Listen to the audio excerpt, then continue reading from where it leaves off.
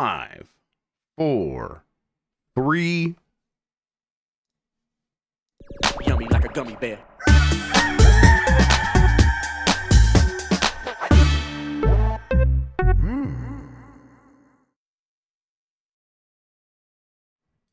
It's the internet. You're busy. Let's do this for April 25th, 2024. For the next hour or so, let me help you sort through the world of gaming on Game Mess Mornings Live with me, Jeff Grubb. Today, an actor teases up big announcements for Summer Game Fest, and we have previews for Paper Mario. But first, please join me in welcoming today's co-host to Game Mess Mornings. It's Jan Ochoa, everybody. Jan, how are you doing? I'm down with the sickness, or at least I continue to be down with the sickness. I think we've reached the green level of mucus, so I think that means we're getting better. Yeah, I mean, listen, I think if you're going to color code the mucus, I think green is the good color. You don't want it to be clear. Right. Is clear bad?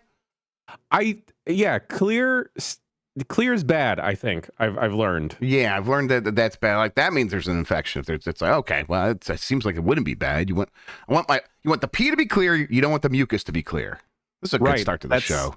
Yeah, that's what my doctor always told me growing up. Yeah, and oddly enough, it was my dentist, so that was really unsolicited advice. Clear is good, is what chat. Clear is allergy, apparently. Okay, all right. So green is infection, so I'm getting worse. Oh man, the green zone. Oh no. I think you want somewhere in between green and clear, which would be yellow. I don't know anymore. Okay, so you start off the week. You sounded a little bit worse earlier in the week. You're sounding better. So like, do you like, is that reflected in how you're feeling, or is it just like still mostly that noise? Duality of man, Grubb. Yeah. Why not both? People missed it. We did a almost 4-hour stream of Blight Club yesterday to finish out Super Dan 64. When like you would look back up and saw that he was still going, what were you thinking? I thought about the human spirit. I thought about Indomitable. Yeah, exactly. I thought about Rocky 2. You know, I think about triumph. I think about how far the man can go, and I thought, you know, hopefully this doesn't actually break Dan. Rocky 2 is really apt because it does feel like Dan knocked that game out, and the game knocked him out simultaneously. Yes. Like, they were both laying at the mat there at the end. That game was kind of always laying on the mat. It never really got up in the first place. But then Dan also had gotten knocked down. Yeah. Grubb, I'd like to believe I have a pretty good knowledge of comic books. Mostly Marvel, less so DC, but DC to some extent. Sure. More than your regular surface level comic reader or moviegoer, I'll say. I don't ever remember Superman fighting big crabs or crabs. Now, do you think that's one of those ones where they just had the asset for some other game and they put it in there, or maybe like they were like, hey, well, there's crab. Aquaman's probably fought like crab people before, right? Sure. Yeah. Right. I think there are crab people in both Aquaman movies. Right. That's what I'm imagining, I think. And so it's like maybe they're like, I don't know. He goes underwater sometime. We got to have something down there. Let's just take Aquaman's crab people. Yeah. And I think it makes me think, maybe the Man of Steel movies, maybe they would have been better if Henry Cavill was fighting big crabs. Oh, yeah. Listen, the best part about Superman 64, the video game, is the number of crab people. I was the end, I was rooting for them. I know we said a lot of hateful things about them, but I take it all back. Can you imagine if the thing to bring Ben Affleck Superman, or Ben Affleck Batman and Superman in Batman versus Superman, instead of both of them saying, Martha, it was just crabs. Crab people are delicious. Oh, you love crab people too? We're bros now. Yeah. Oh, let's hit Red Lobster, bro. let's hit up the Bob. Let's hit up the Red Lobster. All right, let's explain what we do here. Most weekdays, I, Jeff Grubb, will help piece your gaming life back together. That includes breaking news and maybe even some of our own original reporting. For all these topics, I'll get the input of a bona fide expert who will make me look smart. If you are watching live on Twitch, welcome. You can always listen to the show later on podcast feeds by searching for Game Mess Mornings or find the RSS on giantbomb.com. You can also catch the show later with chapters and timestamps on YouTube. Hello, YouTube. All right, we have a lot to get into, so let's start the morning mess with Nintendo's new Paper Mario remaster doesn't mess with perfection. This is a preview from Michael McWhorter at Polygon. I was also in this preview, and the preview was just a hands-off explanation of the game, where they really just kind of explained what Paper Mario: The Thousand Year Door is. Again, it's just that game. So it was kind of like, huh. Here's what actually happened, Jan. I was in the preview. Yeah. And the time came for like me to go get Emmy off the bus. And I'm like, well, they're just explaining the basics of Paper Mario: The Thousand Year Door. Still a game that, I played a long time ago, and most people played a long time ago.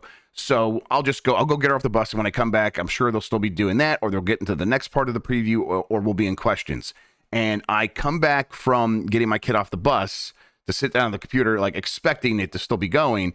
And I was alone in the Zoom call with the PR people from Nintendo. And instead of putting my headphones back on my microphone, I just left the room, and I was hoping they wouldn't notice. And I had no idea how long I was in there alone with them. But they were talking, and I was just, my like avatar was just sitting there. So they're probably just like, Jeff Grubb, what are you doing here? Please leave. I'm like, you could have just kicked me out. It was awkward.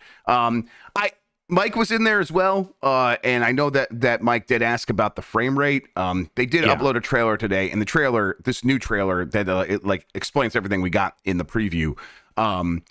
It is not uploaded at 60 frames per second, and they basically said in like when we asked them, yeah, we had to make some changes, so it's not going to feel the same. They didn't like explicitly say not 60 frames per second, but it doesn't seem like it is. Okay. I will say at the same time, watching the preview over Zoom, a lot of times I was like, is this 60? It looks smooth enough. It looks really good. I think Paper Mario: The Thousand Year Door is maybe a game that can mostly get away with this.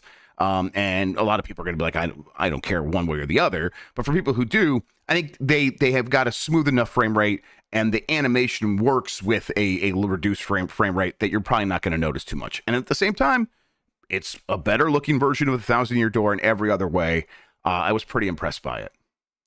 Yeah, I was kind of thinking this whole time. I know a lot of people are up in arms about like this originally came out on the Wii or the GameCube. This came out on the GameCube. Yes, this was the GameCube one. Yes.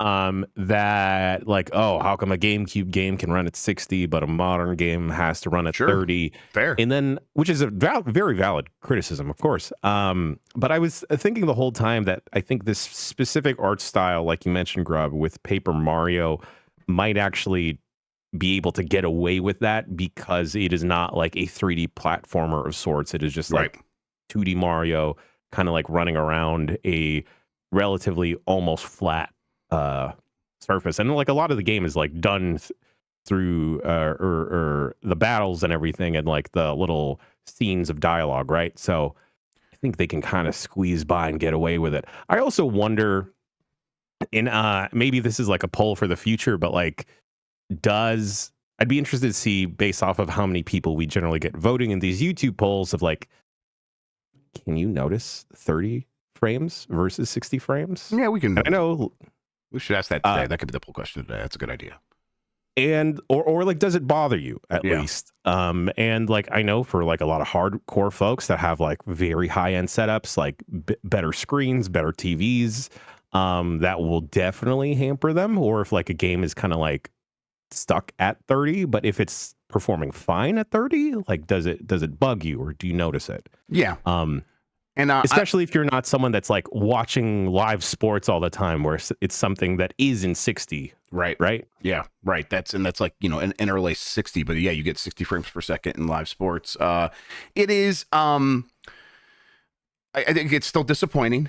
And it's worth calling out. In chat, like Daba's saying, "Hey, why are we defending Nintendo?" This isn't a defense. I think it's like, hey, I think this happens pretty often on the show. It's like, hey, that is horseshit, and but does it bother me? I can only let so much horseshit bother me, Jan. It's like at this point, I think when I looked at the game in the trailer on YouTube, like with the actual like uncompressed through Zoom, I'm like, this still looks good enough. Now, that said, this is a game that does have timing elements in terms of its combat. So it's like a lot of the other Mario RPGs, where when Mario jumps on a head, you want to be hitting A to do like a double jump to do more damage. And there's all kinds of stuff with that. And there's defense mechanics that work the same way. I think that'll be the proof right there. That'll be the proof in the pudding. Right. Is how does that feel? And I can't judge that yet. I could be worried about it, and I am. I am a little bit worried about that. I'm someone who wants that to feel really crisp and pristine. I remember it feeling crisp and pristine in every other Mario RPG for the most part, and especially in Thousand Year Door on the GameCube. And if it feels even slightly worse, to me, that's a pretty significant downgrade, because that's one of my favorite parts of these games. But again, I feel like, okay, there's a reason to be concerned that you have half the number of frames, half the number of information per second to get that timing right. That maybe that could be a problem, but that's just my imagination at this point. I have not played it. I don't know. So I'm just going to have to reserve judgment until then. And at this point, and I have to recognize that that is a concern that I'm like, I have, but we don't know the answer to it. Otherwise though, it looks really good. It looks really well done. I think the updated visuals and the Paper Mario: The Thousand Year Door, this update remake, however you want to phrase it, is more like we're trying to capture exactly what the game looked like on the GameCube, but make it look as if it kind of released today. Whereas like Super Mario RPG was like this full on remake, a completely different game in a lot of ways in terms of the visuals. Although trying to capture that original style. This is like, no, this is what your memory is like for this game. And I think that's the right choice here. GameCube games are that first generation of 3D games that were pretty timeless. They are making some additions. If you're like, well, what's the reason to play this game again? If I'm someone who's played it a lot or remember playing it recently or have no interest in playing it again unless there's something new. I don't know how much new stuff is in there beyond the few things that they showed us. There is a badge you can get that plays the original GameCube soundtrack instead of the new reworked soundtrack. That's pretty neat. It's like cheap. It's like $1 in not like real money, but like $1 in game. There is a Battle Master Toad in Toad Port early on that can help you get better at all this stuff. Like it's like a training simulator sort of thing. That's there now. That wasn't in the original game.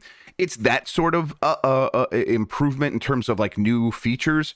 I don't know if there's going to be much else, but I also don't know if Thousand Year Door is something that needs much else. This is a situation where it's like maybe adding would be subtraction. Less is more. The game was already about as good as it could be. They don't need to add to it, I don't think. So how are you feeling in terms of your excitement based on what you've heard? I've been curious about dipping my toes into Paper Mario. I've always never had the opportunity to check out a Paper Mario game specifically. More so, I've had the opportunity to check out Mario and Luigi games, which similar enough with the RPG mechanics, but I've heard a lot of hype and excitement over Thousand Year Door that I'm like, all right, well maybe we're gonna check out Paper Mario. Maybe who is this forgotten Mario Princess in Goombella? What is a Goombella? Right. Also, I see Battle Master Toad on a rundown, and then like, all right, sign me up, Grubb. Yep, he's out there doing his thing. He looks pretty cool, and I mean that's the thing with Paper Mario: The Thousand Year Door and these earlier Mario RPGs overall is the characterization of the supporting cast is so strong, and they did such a good job with it, and that's something that they. For whatever reason, the rumors, the reporting is always saying Miyamoto didn't like it when there was a Koopa with a hoodie or whatever. So he said, stop that. Whatever the reason was, they got away from that in the more recent games. And even in Origami King, a game that I mostly like other than the battle system, which I think is actually a pretty detrimental thing for an RPG, but whatever. It's still a game I liked overall. Even in that one, which did have good characters, their sort of visual characterization was like, no, they still look like that. Just looks like a Bob-omb. There's nothing that makes him stand out. Even all the actions and the things he's saying do make him stand out. And in Thousand Year Door, it's like, no, they have all of that. And it's at some of the best. And it's at this time when like the Nintendo Treehouse localization team was just top of the world, so much better than everyone else at conveying humor and storytelling. And then they also had these characters that looked cool and animated pretty neatly. And I think it's all that's going to come through on this game. And I think what's going to happen is people are going to have these concerns about 30 versus 60. And again, we'll have to see. I saw someone say like, inputs are read on frame generation. And so if like when you hit the button, it's only going to read if the frame was generated. And it's like, that's not always the case. I do expect that to probably be the case here. And that could have an impact on feel. But I think once we get past this period where we're uncertain and we actually have it in our hands, most of this stuff is going to get left by the wayside, and we're just going to focus on what makes this game good in the first place. Grubb, was there any word from the preview if there was going to be a demo available for this at all? I don't think they said. Again, I came back afterwards. This game is out May 23rd, though. So, and they've been doing a lot of demos. So I wouldn't be surprised. But I don't think they've said. And I had that trailer earlier, and I don't think they mentioned anything about a demo there. So we'll see. Could still happen though. They got a month before this game is out, and they could have a few more like promotional points on the timeline between now and then when they could announce something like that. I'm also pretty excited because I've always heard that the Paper Mario games are very funny and that the writing's very good. So I'm curious to see what I missed. Also, Grubb, you buried the lead here. I'm looking at pictures of Paper Mario: The Thousand-Year Door, and there's a ghost with boobs.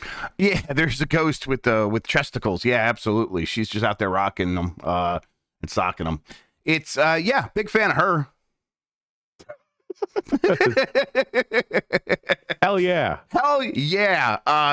Someone in chat was saying they should put Boshi in the game as well, and I feel strongly that Boshi should be in most games. So shout outs to Boshi as always. All right, moving on from Ghost Boobs. Gears 5 voice actor heavily implies that Gears 6 will be announced in June. This is from Jonas Mackey at Game Reactor.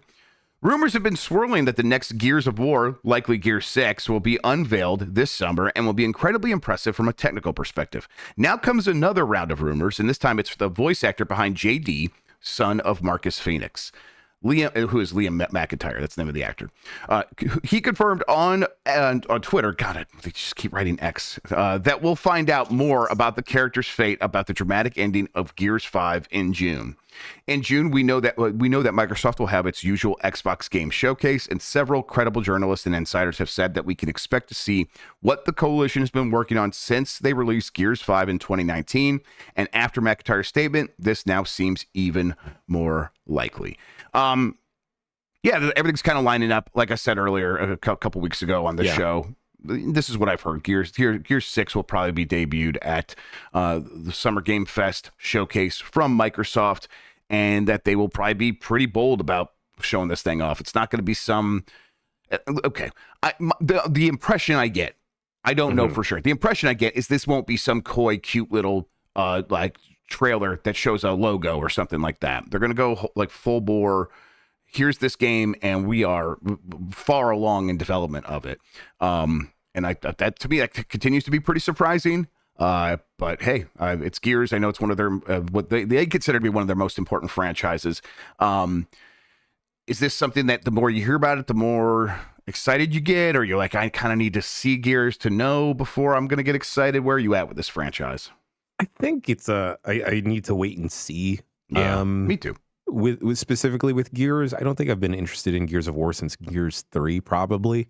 Honestly, Gears 4, 5, and I think there was like an in-betweeny game since then as well, kind of have just not existed in my brain space. Actually, I'm lying there. Gears Pop has actually taken a lot of my brain space. And it is a travesty Exactly. It's a travesty that Gears Pop has been wiped away from the App Store. I'm interested to see where they'll try and modernize Gears, because I feel like even with Gears 5, despite having like a little bit of an open world setting, control-wise, it still felt pretty samey from the original titles. So like where have they evolved, or where have they chosen to grow or like switch up mechanics? Is the world of Gears 5 just screwed up, Jeff? Are the bugs still a big thing?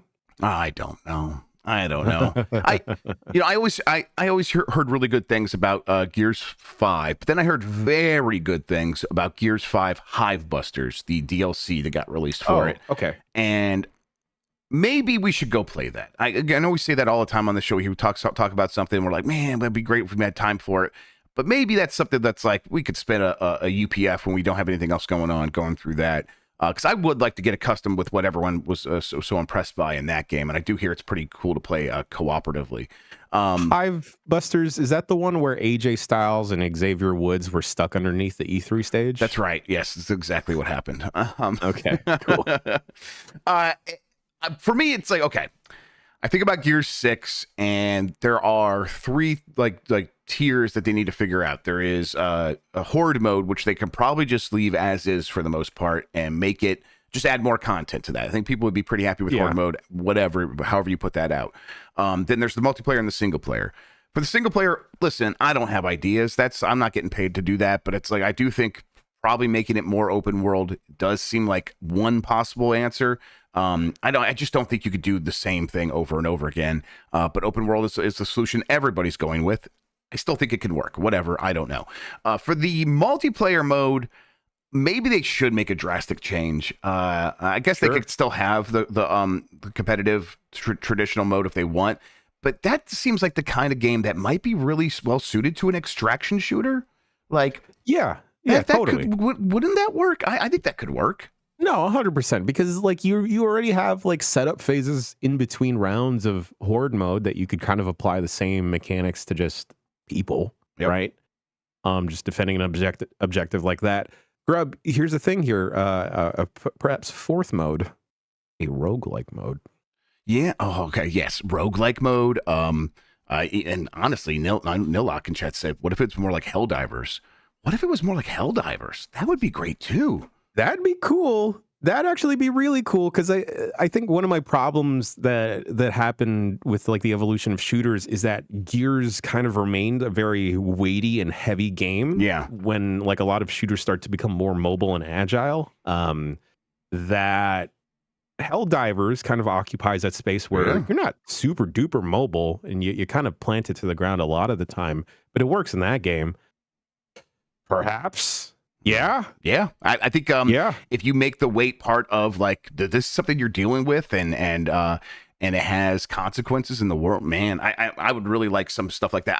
I think what we're getting at here though is if it is Gear 6 the same as it ever was, it will come and go in my life at the very least. I'm gonna pay it cursory glance, and we'll go from there. I'm just not. I wouldn't expect much from that, from my excitement personally.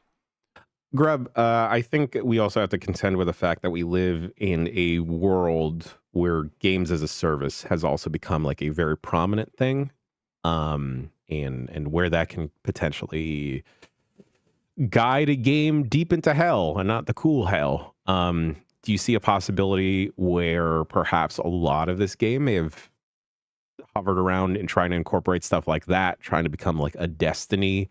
Since this has been in development for so long, perhaps like maybe they were approaching Redfall style not monetization, but like mechanics. I think that they probably are always thinking about that, but I think after Halo Infinite, they might be less ambitious in terms of like, let's do something that's like Destiny. I think they would probably be like, let's just make sure the game is like going to win over our fans first. And I think that's the right place for these games to be. You can always sort of build something out. It is hard to recapture an audience. You know, I think we're seeing right now Fallout 76 get this second chance. And, you know, obviously throughout its entire life, people are like, no, it's good now. It's good now. Yeah, sure. Most people ignored you when you were saying that, though. Most people just thought you were crazy or were like, yeah, I believe you, but I don't have it in my heart to go back to that game. And now because of the show, it got this other chance. That's just not something that happens with almost anything else. So you kind of have to like get it right out of the gate. And if you try to make something that is like going to be this 10-year experience, this forever game, this Destiny like endeavor, you increase the difficulty of delivering something that people will be satisfied by an order of magnitude, and that will just complicate things so much. And that doesn't seem like what they're going for. Again, based on the timelines I hear for like when this game would come out, it seems like they are gonna make something that is laser focused, and I'm excited to see what that means. We'll see. Yeah, maybe they add I don't know, more than one body type of dudes. Maybe there's skinny dudes now. I don't think they have the technology for that. They've never been able to figure that one out. Maybe Everyone not. has to be super brolic. Everyone has to just be mostly shoulder muscles, and that's it. Shoulder muscles on legs, which, what are these? The traps? They just traps on legs.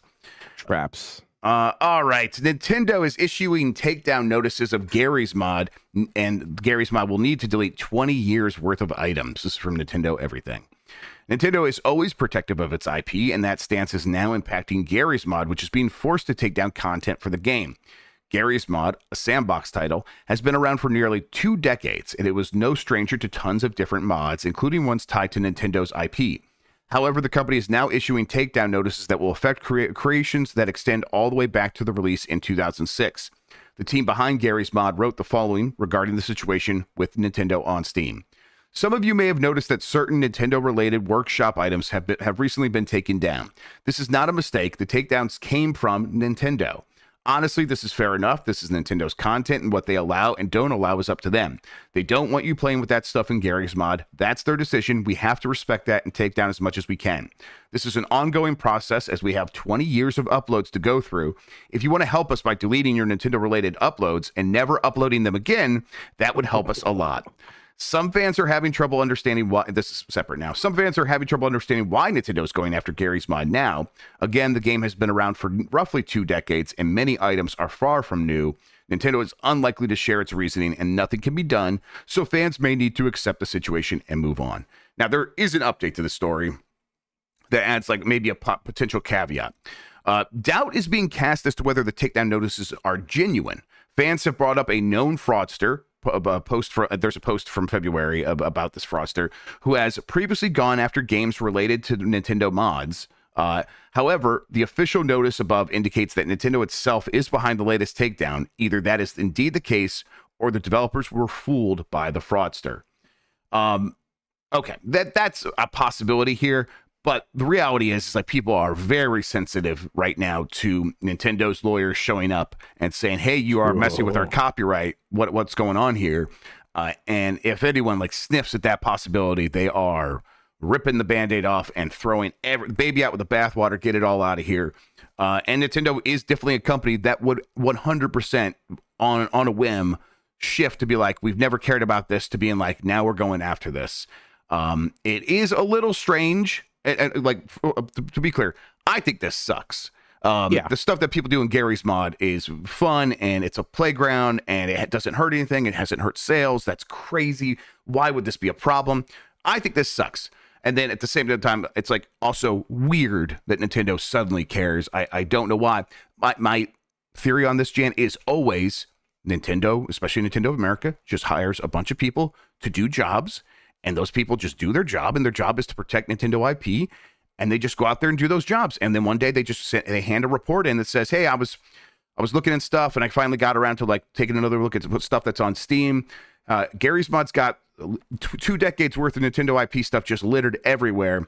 Let's just do something about that. I already did all the process. All we have to do is hit this button, and they'll get a notice, and they'll just start taking stuff down. I think it's probably usually something that simple, and not this directive from above of we have to get rid of Garry's Mod. I don't think the bosses in Nintendo are ever saying anything like that. I think this is just a lawyer doing their job, and still, that really sucks. Yeah, it really stinks. I can't tell you, Grubb, any time that I've ever fired up Garry's Mod that I've sought out Nintendo assets specifically, and even then, I don't think, realistically, if we're talking, I don't think the Venn diagram, the intersection is that big of folks playing Garry's Mod religiously or even often enough to upload Nintendo stuff. And your regular decular Nintendo Switch fan or whatever is that big, right? I don't think seeing anything in Garry's Mod is going to affect or has affected your buying decisions on a Nintendo platform. Yeah. It really does stink, because I feel Nintendo lawyers, Nintendo of America lawyers, there's a million other things y'all could occupy yourselves with, rather than continuing to, kind of throw the rep of Nintendo down the drain, or at least, tarnish it. There are other things y'all could busy yourselves with, perhaps. Yep. It's kind of thing where Grubb, this is a slippery slope here. Right now, they're taking down stuff in Garry's Mod that have existed for 20 years. What if they start taking down all the Bowsette art? Okay. Listen, don't even joke about that. I don't mean to radicalize anyone, right? Jesus. Or incite violence here, but like, my heart stopped. What if they take down the Bowsette art? You shut your mouth. Don't you say that. Don't you ever say that. It feels like the way that things are going, they'll get to everything eventually, including that and all the stuff that people cherish and hold dear and close to their hearts. But like, I joke, but honestly, it's like, where do they draw the line in what they deem okay and not okay, right? Yeah, like, and it feels like the line is decided differently every day. As though like we wake up and like, all right, well, we finished the last project, which was eliminating emulators. And now it's like, okay, what's the next project? It's like, well, I don't know. We'll have a meeting about that. Anyone have any ideas? Like, I really do think it's that mundane. And if that is the process, it never stops, right? They just wake up the next day and have something new on their plate, and they go after that. They're gonna like take down Deviant art in 2 weeks because of all of the Mario drawings, whether they are horny or not. Yeah. Right. Oh, or yeah. I think about like all of the like miscellaneous creators on YouTube or other social media platforms that have like something slightly Mario related or inadvertently Mario related, right? Mm-hmm. And like, okay, is this not is this not cool with Nintendo this week that it's going to be like banned from the existence of life now? Yep. It's do you think someone at like Nintendo, like a boss, like their kid came home and said, "Dad, quit being so skibbity"? And they're like, "Skibbity? What's this?" And then they looked up skibbity toilet, and that was that. And they're like, "Okay, well now we have to get rid of Garry's Mod." Oh boy. I think that's almost certainly what happened here. I learned that skibbity just means bad. And Ohio apparently means cringe. The kids don't say cringe anymore. They say Ohio. Oh man, I'm behind then. Jan, you're old. Vernacular. You're welcome. Yep. Shit. I learned this from I think a middle school teacher on TikTok. So that's how I'm learning these things. To be fair, so everyone quit being so skibbity Ohio out there. Slang Ohio's slang for mid. Okay, listen. I don't really understand. I'm 40 years old. 41. Excuse me. I don't even know how old I am. That's how old I am. All right. You know what? Let's take a quick break. When we get back, we got a lot more headlines, including what's going on with Capcom raising their earnings and Steam's refund policy getting a slight change right after this.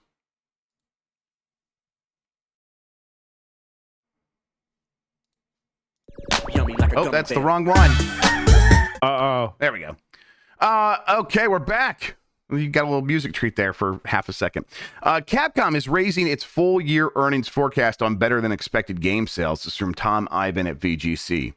Capcom has raised its full year's earnings forecast after new and older games sold well during the 12 months ended on March 31st, 2024.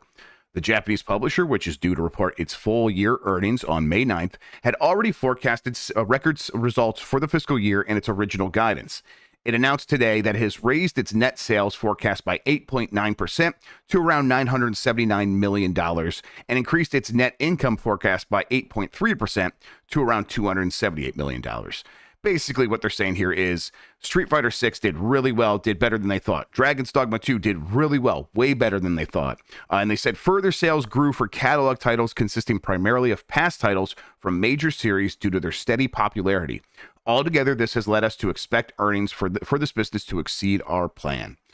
Mostly what I want to talk about here, Jan, is Capcom continues to be the model, right? This is the model everyone's going after. Now, whenever I would bring this up on like social media or something, people would be like, I'd be like, hey, Konami is looking at what Capcom's doing and they want to be like more like Capcom now. And people would point out that Konami has like made a lot of money in the past and is worth more than Capcom still. But the number that we're always talking about when we have this conversation is this growth. How fast is a company growing? Konami is not growing nearly as fast, and for many of its quarters recently, not growing at all.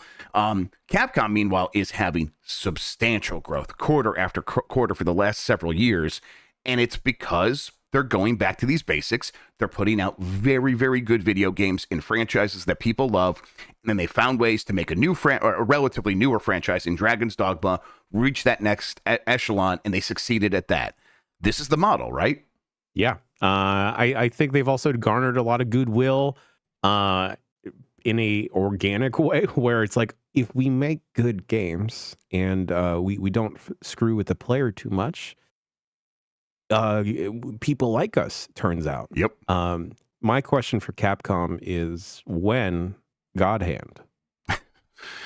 Yeah, it does feel like they should start like, okay, we succeeded with Dragon's Dogma, and that team, who knows what they do? Do they do more Dragon's Dogma content? Excuse me. Do they go make another Dragon or Devil May Cry? That's possible. How many Sure. more? How much like capacity do they have to start like looking back at other games? But they should. I think that this is a company that now could take a God Hand and help it reach the next echelon. I think if they announced a God Hand sequel, people would be very excited, and then a lot of fans who didn't play the original will be like, "Why is everyone so excited? I need to see this for myself." I did like half joking, but I think that would work. I also think of like the place where they're at with the RE engine and how well it's been deployed and utilized, and I think they could honestly probably take an IP like Onimusha and bring it to like modern consoles, or at least like reinvent it, right? Yep. And the thing is, when you look at Capcom's like back or library, there's so many deep treasure troves to kind of bring into the modern world, whether it is like the big stuff like Mega Man or more Phoenix Wright titles, right? But also, imagine Grubb in I really adore and love the visual stylings of Metaphor ReFantazio. Yep. But imagine all of that jazz with Beautiful Joe in 2024-25, right? Yep. And hey, yo, on top of that, Dead Rising with modern consoles and modern technology. Think of all the zombies. I think the story here is like, there are so many opportunities for them to bring back these franchises that are like on the precipice or like sort of receded behind the precipice once again of that like line of like they make sense to keep working on them. And it's like Capcom's on such a roll. They seem to have such an understanding of quality at this point that we trust them to bring back anything at this point and make it valid and make it a sort of an important part of their lineup at this point. It's like, I would trust you with anything at this moment, and that's great. It's interesting. Ben H talks about maybe a Dead Rising 1 remade. They just want the mall, and think about how novel the concept of a mall would be in 2025, 26, right? Where malls across America are just dying, and they do feel like zombie infested pits.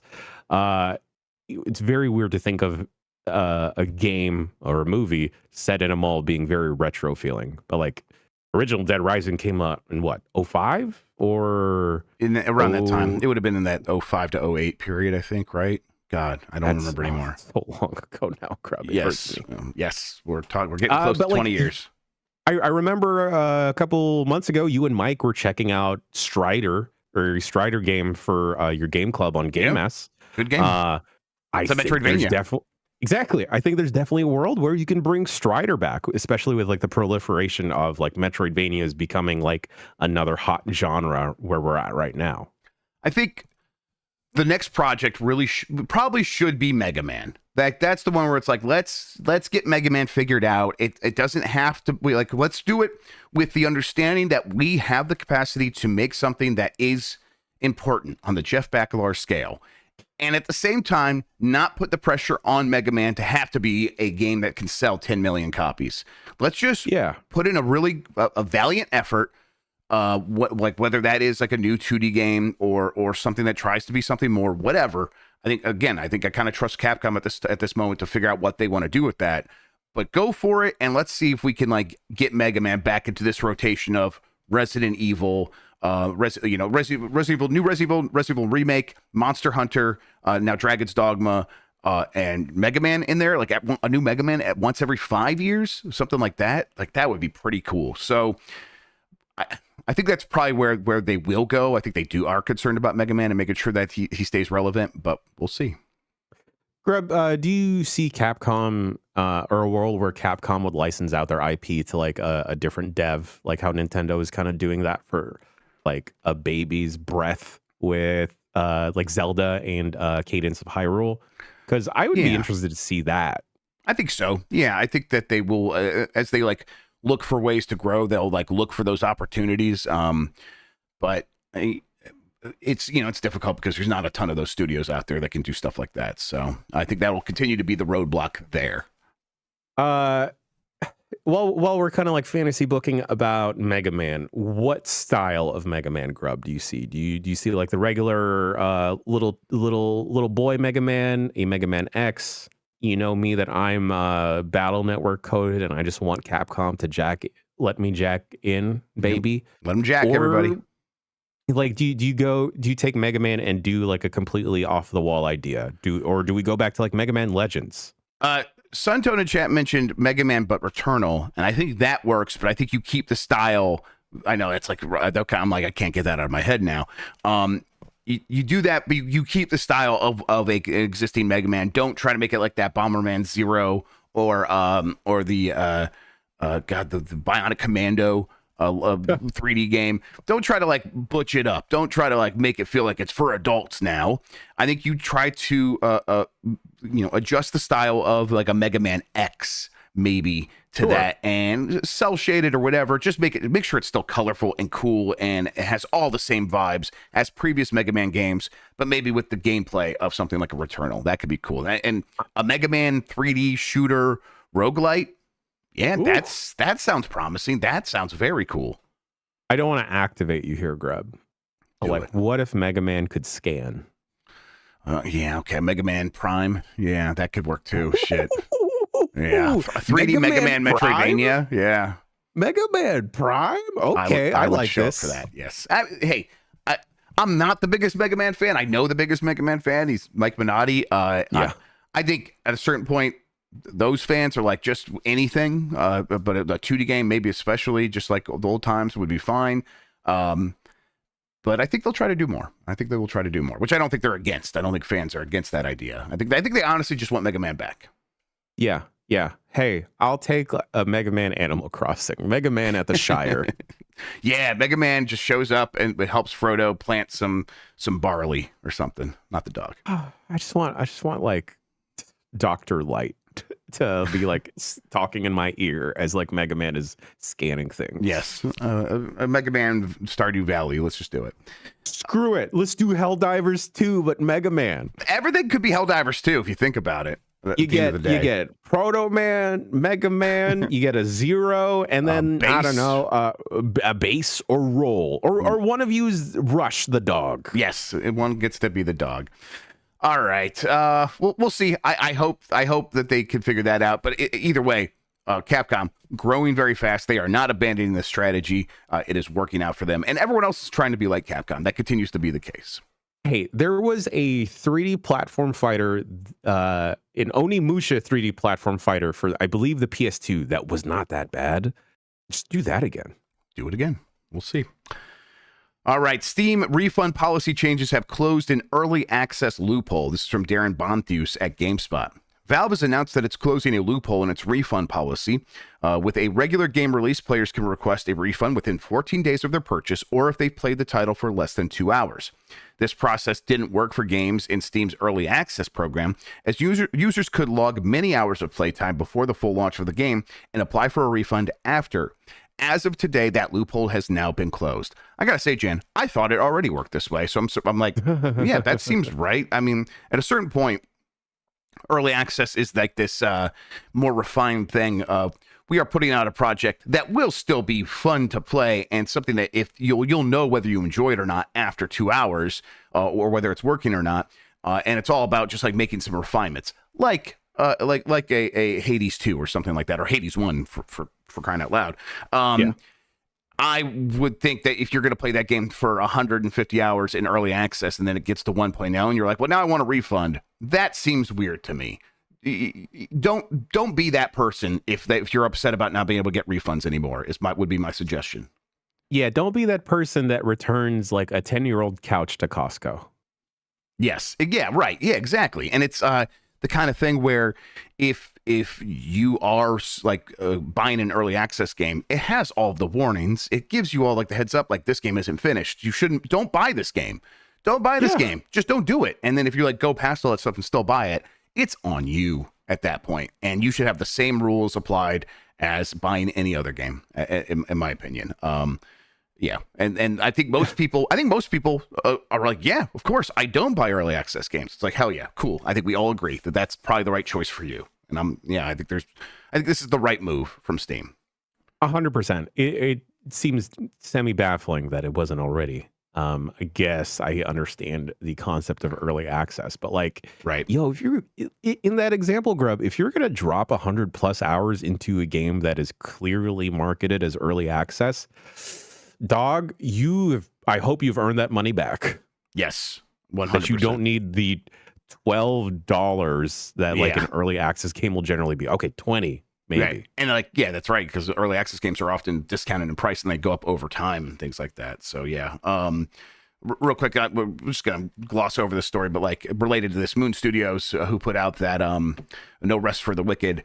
They're like, hey, we really wish Nintendo and PlayStation would embrace early access. I'm also surprised that hasn't happened at this point. Xbox does have their preview program, and there's been no real issues with that. I don't think, and again, I guess here's the problem, right? Is if PlayStation and Nintendo were to do that, they would need to have a more robust refund policy, which they don't. That's the thing. I think Xbox has a pretty similar refund policy to what Steam does. Pretty similar. I don't think it's quite as good. But PlayStation definitely doesn't. Nintendo absolutely doesn't. So that's probably the holdup here. Is Nintendo and PlayStation like, we want to keep people's money instead.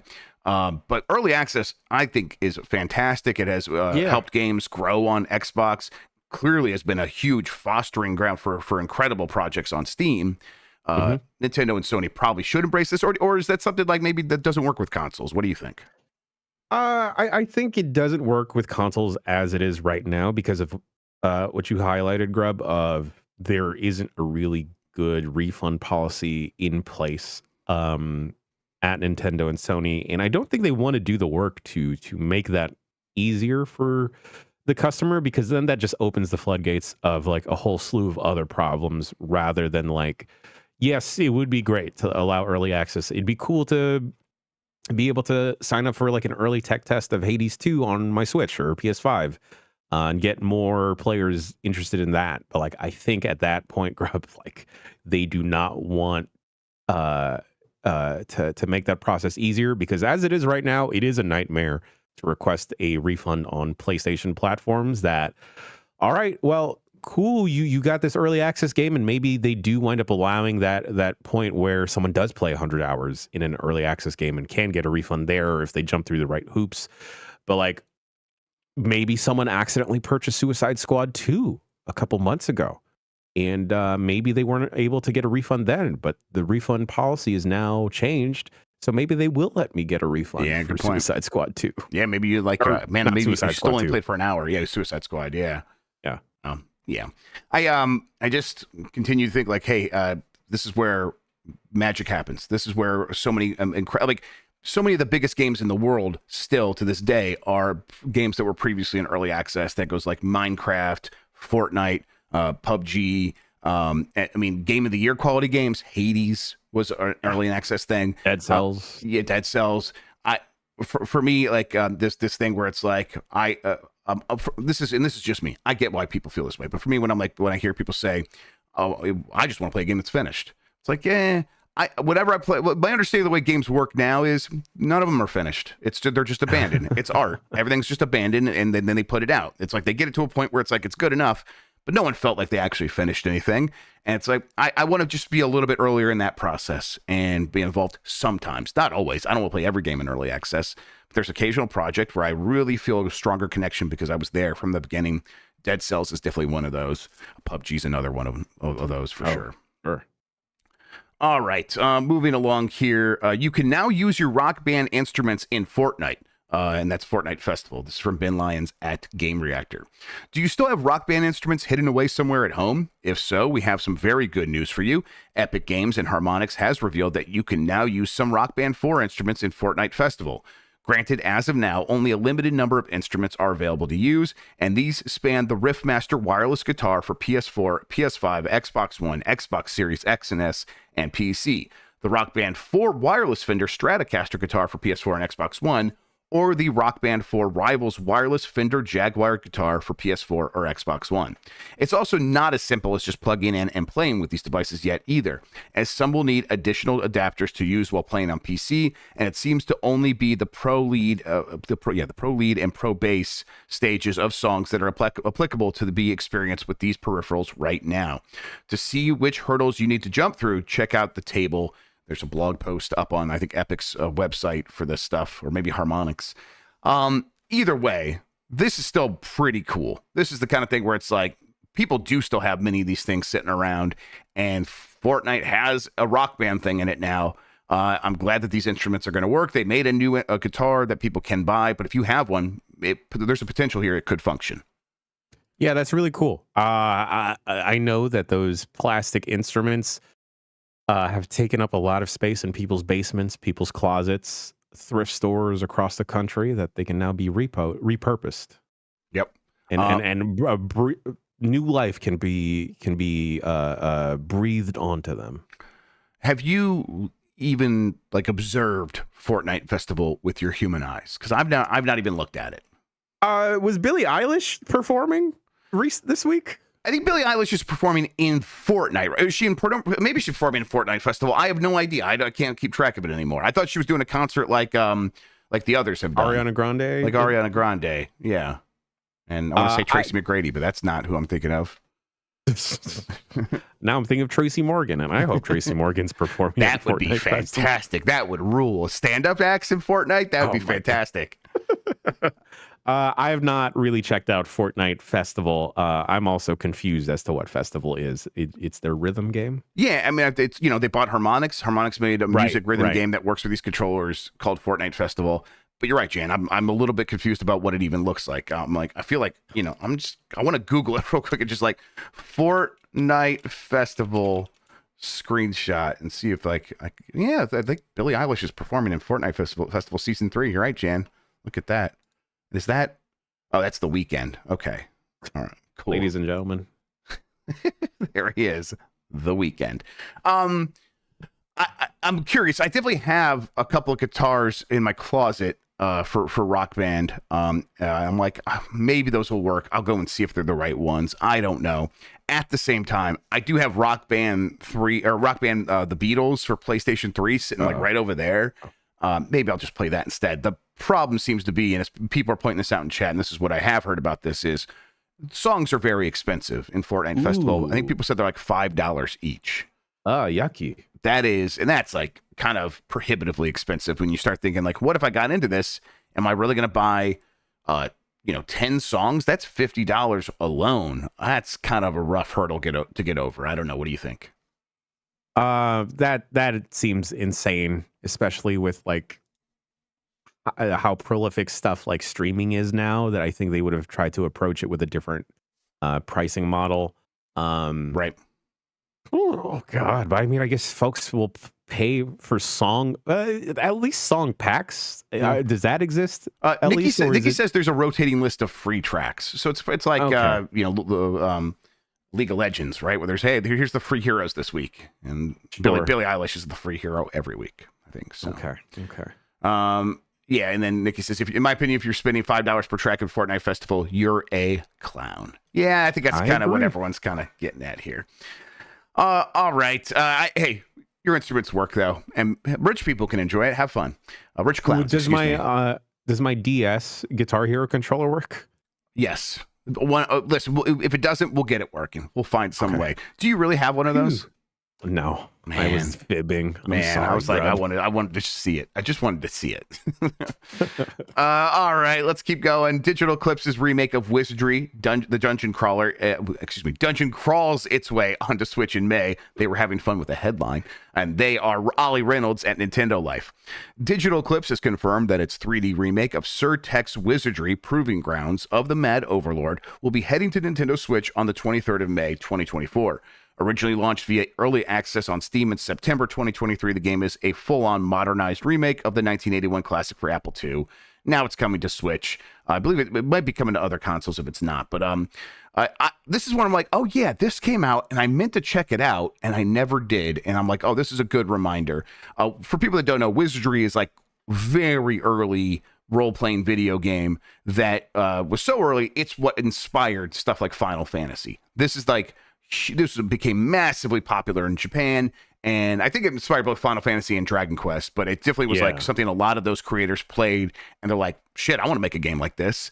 And so it's like influential in that way. And this remake takes this Apple II, monochrome game where they had like, the green visuals and that's all you could see, and makes it look very modern and makes it a dungeon crawler where you're going like one screen at a time, and it completely updates everything. It's like an amazing Digital Eclipse remake. So like, this is something I at least want to like mess around with. And now it's on Switch, so it's more available for more people. I love Eclipse's work recently. Yeah. So I wouldn't mind dipping my toes into this, despite never really being a fan of this style of RPG, though, Grubb. I don't know why. Anytime it's like a first-person dungeon crawler like this, I just can't get into it. Yeah, I've played a few of these like the like one screen at a time dungeon crawlers, and I begin to see like what's appealing about them. But yeah, usually it's like I'm like one step removed from fully getting into it, but I still want to like just experience this and see what it's like a little bit. Yeah, there was a Persona game that was like this, Persona Q. Thank you, Medusa. Right, Lover69. And I thought maybe with the trappings of Persona I could get into it, but even then, it just like even then. Finally, Fallout 4's next gen update is out. There's like some new stuff in there. You can get an Enclave weapon skin, Enclave armor skin, Tesla weapon, Hellfire servo armor, X02 servo armor, heavy incinerator, bunch of new stuff in there.